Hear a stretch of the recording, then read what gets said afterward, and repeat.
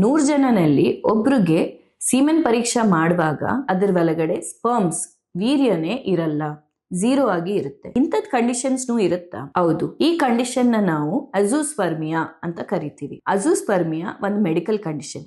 ಈ ಕಂಡೀಷನ್ ನಲ್ಲಿ semen sample ನಾವು ಚೆಕ್ ಮಾಡುವಾಗ ಸ್ಪರ್ಮ್ಸ್ ಅಂದ್ರೆ ವೀರ್ಯನೇ ಪೂರ್ತಿಯಾಗಿ 0 ಆಗಿ ಇರುತ್ತೆ. ಇದು 2 ಟೈಪ್ಸ್ ಇರುತ್ತೆ. ಒಂದು ಒಬ್ಸ್ಟ್ರಕ್ಟಿವ್ ಅಜೂಸ್ಪರ್ಮಿಯಾ ಅಂತ, ಎರಡನೇದು ನಾನ್ ಒಬ್ಸ್ಟ್ರಕ್ಟಿವ್ ಅಜೂಸ್ಪರ್ಮಿಯಾ. ಒಬ್ಸ್ಟ್ರಕ್ಟಿವ್ ಅಜೂಸ್ಪರ್ಮಿಯಾ ಅಂದ್ರೆ ಬೀಜನಲ್ಲಿ ಟೆಸ್ಟಿಸ್ ಒಳಗಡೆ ಸ್ಪರ್ಮ್ ಉತ್ಪತ್ತಿ ಆಗ್ತಾ ಇದೆ, ಬಟ್ ಅದು ಹೊರಗೆ ಬರ್ಲಿಕ್ಕೆ ದಾರಿ ಬ್ಲಾಕ್ ಆಗಿ ಇದೆ. ಸೊ ಸ್ಪರ್ಮ್ ಪ್ರೊಡಕ್ಷನ್ ಆಗ್ತಾ ಇದೆ, ಬಟ್ ಬ್ಲಾಕೇಜ್ ಇದೆ ದಾರಿನಲ್ಲಿ. ಅದಕ್ಕೆ ನಮಗೆ ಸೀಮೆನ್ ಸ್ಯಾಂಪಲ್ ನಲ್ಲಿ ಸ್ಪರ್ಮ್ಸೇ ಕಾಣಲ್ಲ. ನಾನ್ ಒಬ್ಸ್ಟ್ರಕ್ಟಿವ್ ಅಜೂಸ್ಪರ್ಮಿಯಾ. ನಾನ್ ಒಬ್ಸ್ಟ್ರಕ್ಟಿವ್ ಅಜೂಸ್ಪರ್ಮಿಯಾ ಕಂಡೀಷನ್ ನಲ್ಲಿ ಸ್ಪರ್ಮ್ ಉತ್ಪತ್ತಿನೇ ಆಗ್ತಾ ಇಲ್ಲ, ಟೆಸ್ಟಿಸ್ ಒಳಗಡೆ ಪ್ರೊಡಕ್ಷನ್ನೇ 0 ಆಗಿ ಇದೆ. ಅದರಿಂದ ನಮಗೆ ಸೀಮೆನ್ ಸ್ಯಾಂಪಲ್ ನಲ್ಲಿ ಸ್ಪರ್ಮ್ಸ್ ಕಂಪ್ಲೀಟ್ಲಿ 0 ಆಗಿ ಇರುತ್ತೆ. ಇದು ಯಾಕೆ ಇಂಪಾರ್ಟೆಂಟ್?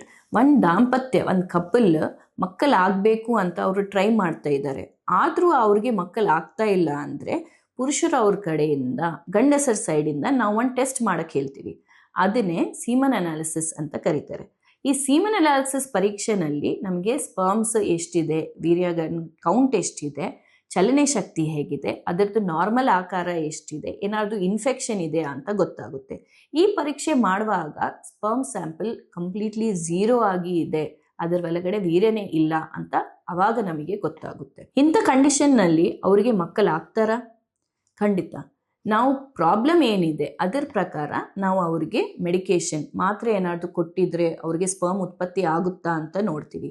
ಎರಡನೇದು, ಪೂರ್ತಿಯಾಗಿ ಬ್ಲಾಕೇಜ್ ಇದೆ, ಅದರಿಂದ ಅವ್ರಿಗೆ ಆಗ್ತಾ ಇಲ್ಲ ಅಂದ್ರೆ ಸರ್ಜರಿ ಮಾಡಿ ಆ ಬ್ಲಾಕೇಜ್ ನ ಕ್ಲಿಯರ್ ಮಾಡಬೇಕಾ? ನಾವು ಬೀಜನಲ್ಲಿ ಒಂದು ಸಣ್ಣ ಸೂಜಿ ಹಾಕಿ ಬೀಜ ಒಳಗಡೆಯಿಂದ ಕಣನ ತೆಗೆದು ಬಿಟ್ಟು ಇಕ್ಸಿ ಮೂಲಕವಾಗಿ ಹೆಂಡತಿ ಮೊಟ್ಟೆನಲ್ಲಿ ಆ ಕಣನ ಹಾಕಿ ಆ ಭ್ರೂಣ ಫಾರ್ಮ್ ಆಗಿದ್ದು ಭ್ರೂಣನ ನಾವು ವೈಫ್ ಹೆಂಡತಿ ಗರ್ಭಾಶಯ ಒಳಗಡೆ ಇಡ್ತೀವಿ.